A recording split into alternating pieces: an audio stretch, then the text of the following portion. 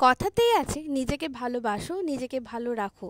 নিজেকে ভালোবাসাটা এবং ভালো রাখাটা এটা একটা আর্ট। তাই নিজেকে ভালো রাখতে আজ আমরা চলে গেছিলাম একটা বিউটি স্যালনে, যেখানে ট্রিটমেন্ট করানোটা অনেকটা বেশি জরুরি ছিল। হ্যালো ফ্রেন্ডস, আমি শর্মিষ্ঠা, আমার নতুন ব্লগে সবাইকে ওয়েলকাম জানাই। তো এখন বাজে সন্ধ্যা 7টা আর আমরা তিনজন মিলে চলে গেছিলাম ডিভাইনে, যেখানে আমার ছেলে আর হাজব্যান্ড দুজনে হেয়ার কাট করানো ছিল, প্লাস আমার ছিল থ্রেডিং করানো। চলো তোমাদেরকে আজকে ডিভাইনের রিভিউ দিই। হ্যাঁ, এটাই হচ্ছে ডিভাইন ফ্যামিলি স্যালুন, যেখানে বহু এক্সপার্ট লোকরা কাজ করে আর তাদের হাতের কাজ খুব সুন্দর। চলো আমি আমার ছেলের হেয়ার কাট আর হাজব্যান্ডের হেয়ার কাট তোমাদের সাথে দেখাই। তো এই যে আমার ছেলে বসে পড়েছে হেয়ার কাট করতে, ওকে না আমার পাশে আর দরকার পড়ে না দাঁড়িয়ে থাকতে। ও এখানে আস্তে আস্তে ওর ভয়টাও কেটে গেছে। প্রথমে যখন আমি এখানে এসেছিলাম তখন ও খুব ভয় পেত, কিন্তু এখন ও পুরো ইজি হয়ে গেছে। এখানে ওদের সাথে খুব গল্প করে বাচ্চাদের যেমন ট্রিট করা হয়, সেখানে এরকমভাবে ট্রিটমেন্ট করা হয়। কথা বলতে বলতে বিভিন্ন অ্যাক্টিভিটিস করতে করতে সুন্দর হেয়ার কাট করে দেয়।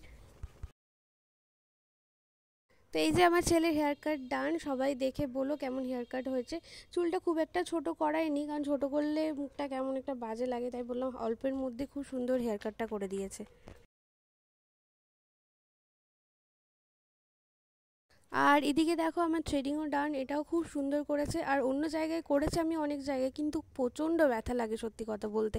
কিন্তু এদের এতটাই ভালো যে অতটাও ব্যথা লাগেনি, হালকার মধ্যে দিয়ে খুব সুন্দর থ্রেডিং করে দিয়েছে। তারপর হচ্ছে আমার বরের পালা।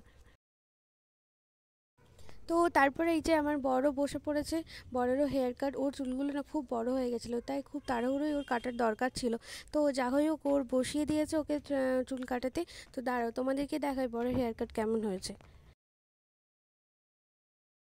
এই যে বরের হেয়ার কাটও ডান, পেছনটা একদম পুরো মিলিটারি ছাড় দিয়ে দিয়েছে, বাট দেখতে অপূর্ব লাগছিল।